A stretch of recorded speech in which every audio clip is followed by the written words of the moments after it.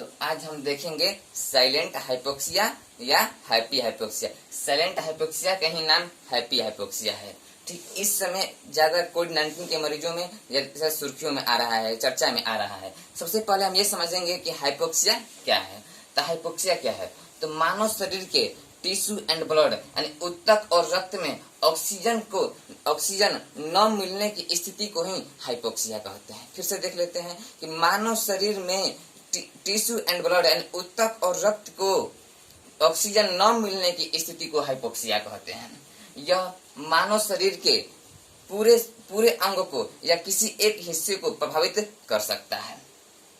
यह इससे क्या होता है कि मस्तिष्क में ऑक्सीजन न पहुंच पाने के कारण मरीज में सुस्ती और मानसिक तनाव जैसी बीमारियां उत्पन्न हो जाती हैं। मेयो क्लिनिक क्या है? तो मेयो क्लिनिक अमेरिकी गैर लाभकारी संगठन है। इसके अनुसार यह क्या कह रहा है देखेंगे तो यह आमतौर पर धमनियों में ऑक्सीजन की मात्रा 75 से 100 mmHg होनी चाहिए।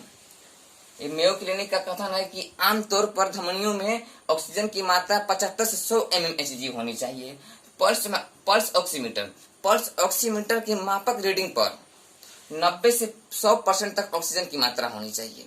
यदि 90% से कम ऑक्सीजन की रीडिंग होती है तो वह चिंताजनक हो सकती है, और यदि 80% से कम 80% से कम मापक रीडिंग होती है पल्स ऑक्सीमीटर पर तो वह किसी भी अंग को प्रभावित कर सकती है। तो देखते हैं कि पल्स ऑक्सीमीटर क्या है। तो पल्स ऑक्सीमीटर एक यंत्र है जो रक्त में ऑक्सीजन के स्तर को मापता है। और पल्स ऑक्सीमीटर क्या है? तो यह एक यंत्र है जो ब्लड में ऑक्सीजन के लेवल को मापता है। यह हाइपोक्सिया समझ गए होंगे। अब देखते हैं साइलेंट हाइपोक्सिया क्या है। अब देखते हैं साइलेंट हाइपोक्सिया क्या है। साइलेंट हाइपोक्सिया के बारे में अब समझते हैं, जो कोविड-19 के मरीजों में देखा जा रहा है। तो यह मानव शरीर के रक्त में ऑक्सीजन की मात्रा कम हो जाने से सांस लेने में कोई तकलीफ नहीं आ रही है, इसे ही साइलेंट हाइपोक्सिया कहते हैं। ठीक है, मानव रक्त में ऑक्सीजन की मात्रा कम हो जाने से भी सांस लेने में कोई तकलीफ नहीं आती है, उसे ही साइलेंट हाइपोक्सिया कहते हैं। अब देखते हैं, इसका पता लगाना है, जांच करना बहुत मुश्किल होता है, इसलिए इसको हैप्पी हाइपोक्सिया भी कहते हैं।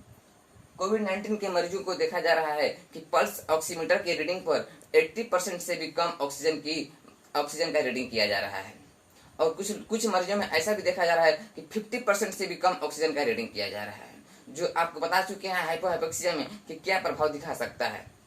ठीक, कोविड-19 के मरीजों का सांस लेने में जो तकलीफ होता है उसका कारण ऑक्सीजन की कमी नहीं बल्कि उसी समय CO2 के वृद्धि होने का कारण होता है। कोविड-19 के मरीज में सांस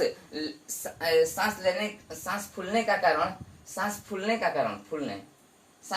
का कारण ऑक्सीजन की कमी नहीं बल्कि CO2 के वृद्धि का कारण होता है।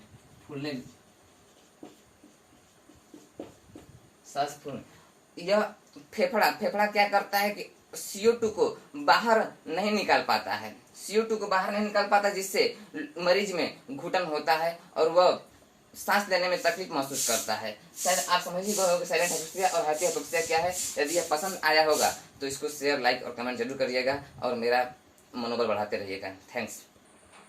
यह फेफड़ा होगा। फेफड़ा में फेफड़ा क्या करता है कि CO2 को बाहर नहीं निकाल पाता है, उसी कारण उस मरीज में घुटन महसूस करता है। ठीक है, धन्यवाद।